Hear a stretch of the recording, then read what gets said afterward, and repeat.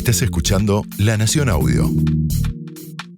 A continuación, Bernardo Stamateas repasa los grandes temas de nuestras vidas en una serie de charlas con Estefanía Stamateas.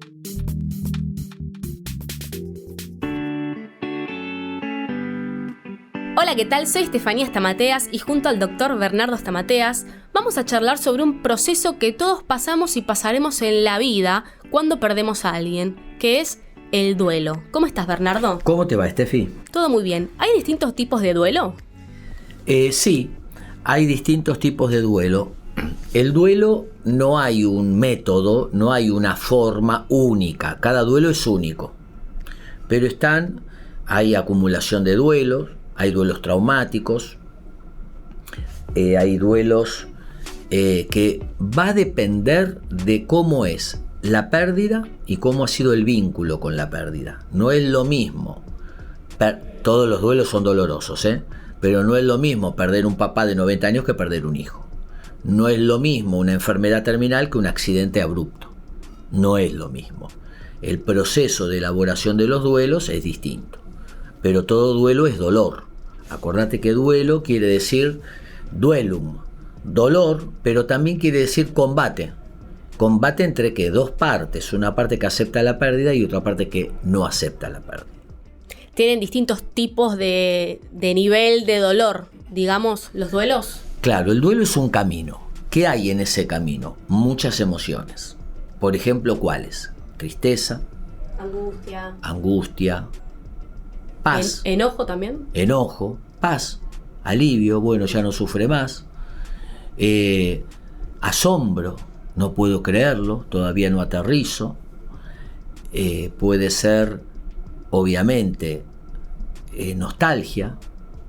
Entonces, todas esas emociones no son uniformes, no es, tenés que llorar, si no llorar no expresás el duelo. A mí me cuesta llorar, como si llorar fuese el duelo. Y hay gente que se presiona mucho, y cuanto más se presiona, más se inhibe.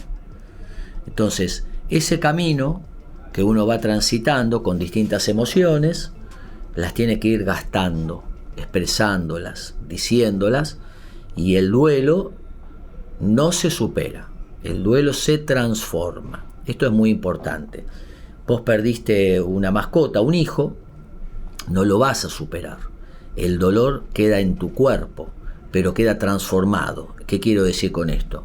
Que vos cambiás, que uno no es, lo vas a superar, en 1 año y 2 meses vas a estar bien. No, sino que el dolor nos transforma, nos cambia de forma, genera empatía, nos hace priorizar de otra manera, nos vuelve más sensibles, más profundos en la vida, y ese dolor está con nosotros. Obviamente que cuando uno recuerda una pérdida, ya no está la intensidad del dolor, está la nostalgia, está el recuerdo, y hay una calma tenue en medio de esos recuerdos. ¿Cuánto dura un duelo normal? Bueno, no hay un tiempo. Algunos dicen 6 meses, 1 año. No hay, porque depende de muchos factores. Así que a mí no me gusta poner tiempo. Ahora, ¿qué pasa si a medida que pasa el tiempo, el dolor, la tristeza, el llanto se acrecienta? En vez de ir disminuyendo, se acrecienta. Eso lo llamamos intensificación del duelo. Es una dificultad en el duelo. Muchas veces... ¿Puede desencadenar una depresión? Puede desencadenar una depresión. En general, hay depresiones que son por duelos traumáticos. Que esos duelos quedaron atascados en la historia de uno y trajeron un trastorno del ánimo, efectivamente.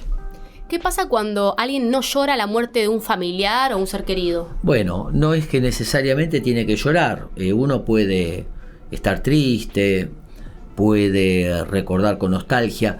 No hay que presionarse a nada. Cada duelo es único, uno tiene que aprender a caminarlo y a pensar qué semillas me dejó esa persona que se fue.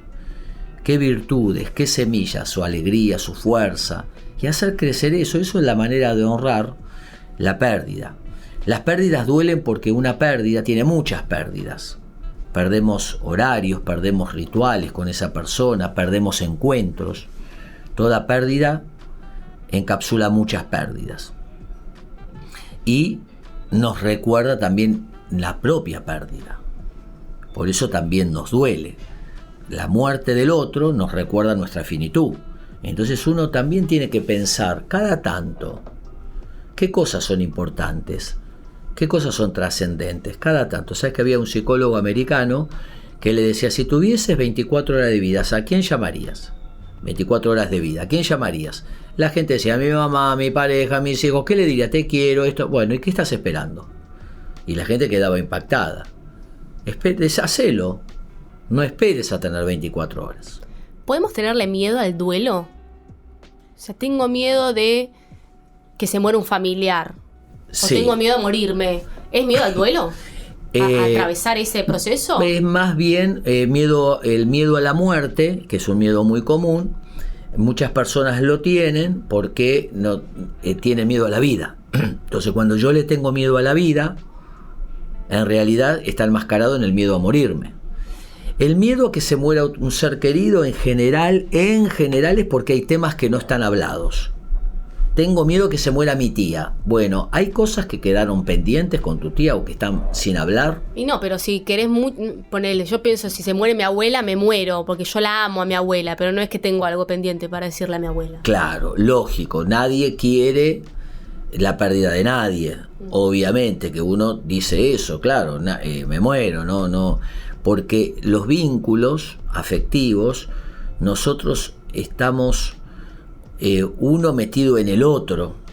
Eso tiene un nombre en teología muy interesante, se llama coinherencia. Coinherencia, para hablar de la Trinidad.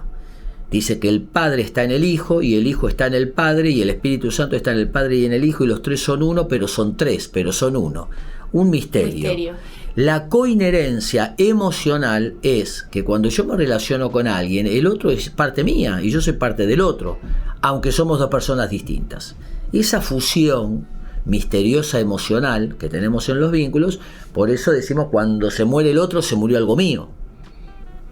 Entonces, eso es normal. Ahora, distinto es cuando el miedo es constante y focalizado en alguien. Ahí hay que pensar si no hay algo pendiente. Volviendo al ejemplo de mi abuela, me acuerdo que la abuela siempre dice, a mí no me da miedo morirme, a mí me da miedo ustedes que se quedan, porque yo me voy, pero ustedes se quedan, ¿cómo van a pasar ese duelo? Claro. Tiene más miedo ella por nosotros que por ella misma, digamos. Claro. Fíjate que de alguna manera, como nosotros no tenemos registro psíquico de la muerte, ella dice, me va a doler ustedes, pero ella, ¿qué le va a pasar a ustedes? De alguna manera sigue viva, pensando en qué le va a pasar a ustedes. Claro. Porque uno no tiene registro de la desaparición en esta tierra y en este plano. Entonces, la muerte es un acto. Lo que uno le tiene miedo, puede ser que le tenga miedo al acto, o puede ser que le tenga miedo al después de la muerte, que es un tema espiritual.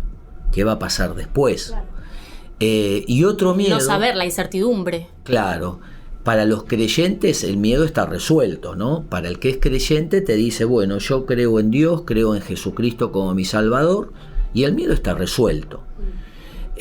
Hay gente que le tiene miedo a cómo, no quiero sufrir. Eso es un miedo casi universal, no quiero sufrir.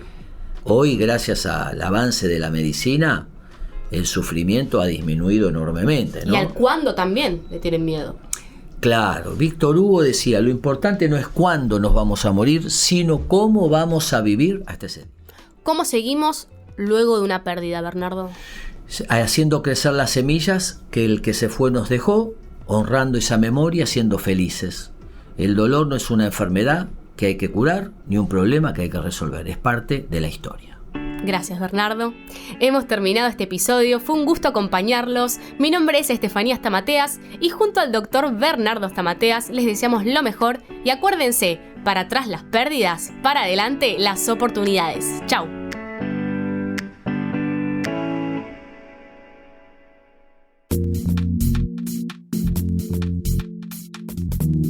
Escucha todo el contenido de La Nación Audio en www.lanacion.com.ar/podcast. Súmate para no perderte ningún episodio. Estamos en Spotify, Apple Podcast, Google Podcast y en tu reproductor de podcast favorito.